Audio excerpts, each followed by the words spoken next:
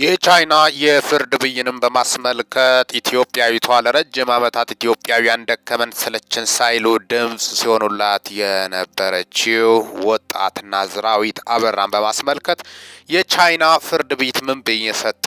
እጣ ፈንታዋስ ምን ይሆናል? በሚሉ ዙሪያ ያደረሱን መረጃዎች አሉን። እስከ መጨረሻው እንድታደምጡኝ በትህትና እጠይቃለሁ።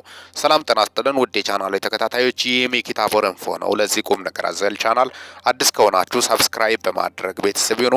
በዚሁ ቻናል በዋናነት የምተላለፉት ወቅታዊና ታማኝ እንዲሁም ሚዛናዊ መረጃዎች ስለሆኑ ሰብስክራይብ ስታደርጉ ደወል ምልክቷን ወይም ኖቲፊኬሽን ቤሏን ክፍት ያድርጉ። ያን ሲያደርጉ ወዲያውኑ የሚለቀቁት መረጃዎች ለእናንተ ይደርሳሉ። ይህንን ቪዲዮ ሲጨርሱ ላይክ፣ ሼርና ኮመንት በማድረግ ላልሰሙት እንድዳረስ ያደርጉ። እስከ መጨረሻው እንድታደምጡኝ በትህትና እጠይቃለሁ። ጓደኛ የሰው ልጅን ለማበላሸትም ለመታደግም ጓደኛ ወሳኝ ነው። እንደምታውቀው ሁለት አይነት ጓደኞች አሉ። አንዱ ለጓደኛው ካንገት በላይ ጓደኝነት፣ የክፉ ቀን ደራሽ ያልሆነ ደግሞም አሳልፎ ለሞት የሚሰጥ ጓደኛ አይነት ነው። በተለይ ራስ ወዳድ ጓደኛ፣ አልፎም ደግሞ የሰው እድገት የማይወድ ሴራ ጠንስሶ ገፊ የሆነ ጓደኛ አለ። አስመሳይ የመልካም ጊዜ ጓደኛ፣ የክፉ ጊዜ ደግሞ ጠላት። እጅግ አስቸጋሪ ብዙ አይነት ጓደኞች አሉ።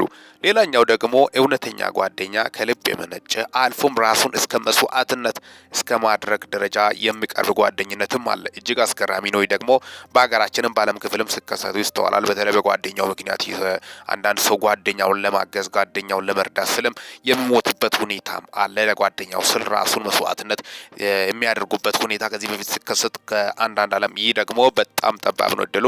ከስንት ዓለም አንዴ አንዳንዶቹ ደግሞ በጣም በሚገርም ሁኔታ አጋዦች፣ ደራሾች፣ ለጓደኞቻቸው ሟች የሆኑት እውነተኛ ታማኝ የሆኑት በሁሉ ነገር ታማኝ ሆነው የሚገኙት የሚያስፈልጓቸውን ነገር ከጎናቸው ክፍተታቸውን እያዩ የሞሉ ደግሞ መልአክ የሆኑት ጓደኞች፣ እነዚህ ደግሞ ከፈጣሪ ዘንድ የተሰጡ በማለትም በርካቶቹ ሀሳባቸውን ተገልጹ ነበር። ታዲያስ በዛሬው ታሪክ ላይ ይዘን የመጣ ነው ጓደኛ መሳይ በጣም ሴራ ጠንሳሽና በጣም ደግሞም ከጓደኝነትም አልፎ በጣም ጭካኔ የተሞላበትም ማለትም ነው ኢትዮጵያዊት ላይ የደረሰው ማለትም ነው። በጣም በሚያሳዝን ሁኔታ እንግዲህ እንደምታወቀው ወደ ምስራቁ ዓለም ላይ በርካታ ቁጥር ያላቸው ኢትዮጵያኖች ለትምህርት በስኮላር ምክንያት ሄደው ይማራሉ። በተለይ አንዱ ተወዳጅና በርካታ ኢትዮጵያኖች መዳረሻ የሆነችው ቻይና ናት። ቻይና ላይ በርካታ ቁጥር ያላቸው ኢትዮጵያኖች ይማራሉ። የስራ እድል ባይመቻችላቸውም ይማራሉ። ትምህርታቸውን በአግባቡ ተከታትሎ ደግሞ መጥቶ ሀገራቸውን የሚያገለግሉበትም ነው ሁኔታ መፈጠረው። ታዲያ ከወደ ቻይና በጣም በሚያሳዝንና በሚያሳፍር መልኩ ማለትም ነው በጓደኛዋ በደል የተፈጸመባት እንደምታወቀው በምስሏ ማህበራዊ ሚዲያ ላይ ከዚህ በፊት ሲዘዋወር ታውቁታላችሁ። በርካታ ቁጥር ያላቸው ኢትዮጵያኖች ምክንያቱም ድምጽ በመሆን በርካታ ቁጥር ያላቸው ኢትዮጵያኖች ይታወቃሉ። ምስሏን በማየትም ያውቃሉ። ደግሞ ናዝራዊት የሚል ደግሞ በጣም ደስ የሚል ስም አላት። ናዝራዊት አበራ በጣም በሚያሳዝን ሁኔታ ይታችን ናዝራዊት አበራ ናት በደል የደረሰባት ከወደ ቻይና በጓደኛዋ ምክንያት በጣም በሚያሳዝን ሁኔታ ኤርፖርት ላይ በሴራ በሷ በኩል ለማዘዋወር አስባ የሄደችበት ርቀት በቻይና መንግስት እንግዲህ በኤርፖርት ቁጥጥር ስር መዋሏ የምታወስም ነው። በዚህ አንጻር እንግዲህ አንዴ ከተገኘ የሞት ቅጣት ነው። የቻይና ሕግ በጣም ከባድ ነው። ርህራሄ የለም እንደ ሳውዲ አረቢያ የቻይና ሕግ። ምክንያቱም ሙስና ላይ ያላቸው አቋም ከዚህ በፊት በረሃብ ስላለቁ ቻይናውያን በተለይ ሙስና ገዳይ እንደሆነ ያምናሉ። እኛ ሀገር የተለያዩ ዓለም ላይ ሰው ባያምንም ምስራቁ ዓለም ላይ ለዛሬ እድገታቸው ምንጭም ሕጋቸው ጠበቅ ማለቱን በርካቶቹ ሀሳባቸውን ይገልጻሉ። ምክንያቱም ሙስና በርካታ ቁጥር ያላቸው ዳይሬክት ተኩሶ ባይገልም በእጅ አዙር በርካቶቹ በረሃብ በስደት በምን ሄደው ይሞታሉ። ያ ደግሞ የሙስና ውጤት ነው በማለትም በርካታ ቻይናውያን ከዚህ በፊት የተንደላደለ ኑሮ ሲኖሩ ከዛ ከፍተኛ ራብ ገባ። የስራ ጥቅም የገንዘብ ጥቅም ምን እንደሆነ ተረዱ። ከዛ በኋላ በአገሪቷ ሉዓላዊነት ላይ ደግሞ በህገ ወጥ ሀብታም ለመሆን አልፎም ደግሞ ሙሰኛ ሆኖ ከፍተኛ ሹማምንት የሆኑት በሞት ስትቀጣ ብርቅ እንዳልሆነም ከዚህ በፊት የወጡት መረጃዎችና የቻይና እውነታዎች ናቸው።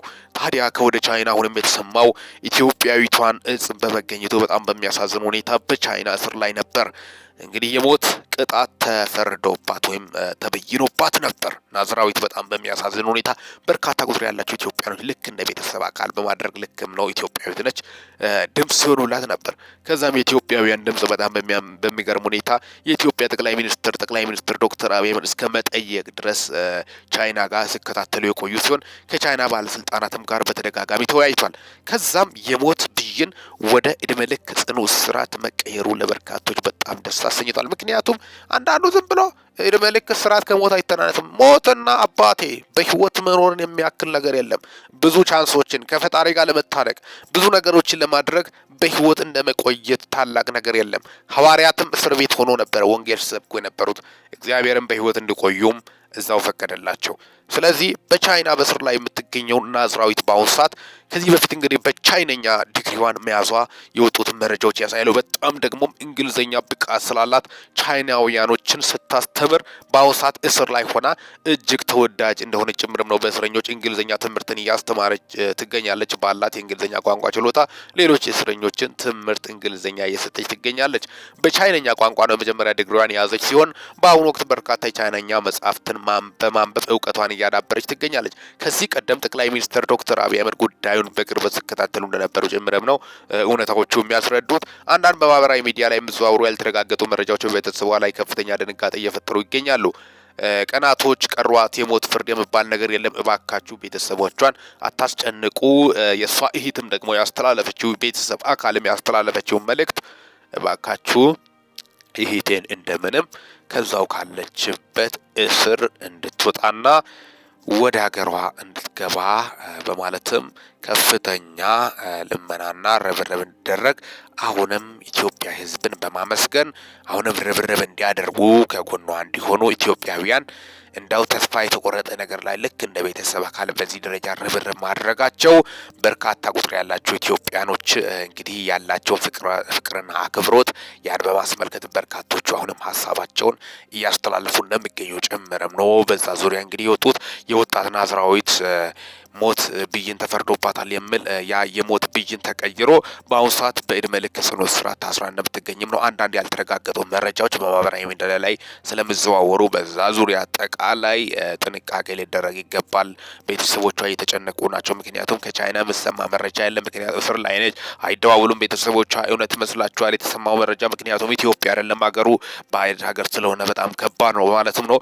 ስለዚህ ቤተሰቦቿን እባካችሁን አታስደንግጡ፣ እንደዚህ አይነት ስራ የሚሰሩ ሰዎች በማለትም ነው ኢቷ መልእክቷን ለማስተላለፍ የተገደደችው ማለትም ነው። እጅግ አሳዛኝና ልብ ሰባሪ ክስተትን በማስመልከት እንግዲህ በአሁኑ ሰዓት እንግዲህ ተመስገን ነው ናዝራዊት አበራ በአሁኑ ሰዓት እስር ላይ ራሱ መገኘቷ በህይወት መቆየቷ ትልቅ ነገር ነው። በአሁኑ ሰዓት እስር ቤት ጽኑ እስራት ቢፈረድባትም የጊዜ ጉዳይ ነው። ነጻ ሆና ወደ ሀገሯ እንደምትገባ ምንም ጥርጥር የለውም። እጅግ አሳዛኝ መልከ መልካሟ በዚህ በልጅነት እድሜዋ በለጋ እድሜዋ ፈተና ደርሶባታል። እግዚአብሔር ደግሞ ያን ሁላ ፈተና አልፋ ለሀገሯ ለኢትዮጵያ እንዲያበቃት የሁሉም ጸሎት እንደሆነ በርካቶቹም ሀሳባቸውን የገለጹ እንደሚገኙ ጭምር ነው። አጠቃላይ ያን በማስመልከትም ዕለታዊ መረጃዎችን በማስመልከትም ነው እጅግ አሳዛኝና ልብ ሰባሪ ክስተቶችን በማስመልከት ስለ ወጣት ናዝራዊትን በማስመልከት እንግዲህ በሷ ህይወት ላይ የደረሰባት በደልን በማስመልከት እጅግ በርካቶችን ያስደነገጠ ክስተትን በማስመልከትም ነው ኢትዮጵያኖችም ከዳር እስከ ዳር ድምጽ ሆኑላት ነበር ማለት ነው። የቻይና ህግ ትንሽ ጠንከር ስለሚል ነው። በዛ ዙሪያ ነው አጠቃላይ ለእናንተ ይዤላችሁ የመጣሁት። እስካሁን ድረስ አብሬያችሁ የቆየሁት ሚኪ ነኝ ከሚኪ ታቦር ኢንፎ። ለዚህ ቁም ነገር አዘል ቻናል አዲስ ከሆናችሁ ሰብስክራይብ በማድረግ ቤተሰብ ይሁኑ። በዚህ ቻናል የምትተላለፉት ወቅታዊና ታማኝ እንዲሁም ሚዛናዊ መረጃዎች ስለሆኑ ሰብስክራይብ ስታደርጉ ደወል ምልክቷን ወይም ኖቲፊኬሽን ቤሏን ክፍት ያድርጉ። ያን ሲያደርጉ ወዲያውኑ የሚለቀቁት መረጃዎች ለእናንተ ይደርሳሉ። ይህንን ቪዲዮ ላይክ፣ ሼር እና ኮሜንት በማድረግም ላልሰሙት እንዲዳረስ ያድርጉ። በወቅታዊነት አጭር መረጃ እስከምንገናኝ ድረስ በያላችሁበት ዓለም ክፍል ሰላም ያቆያችሁ።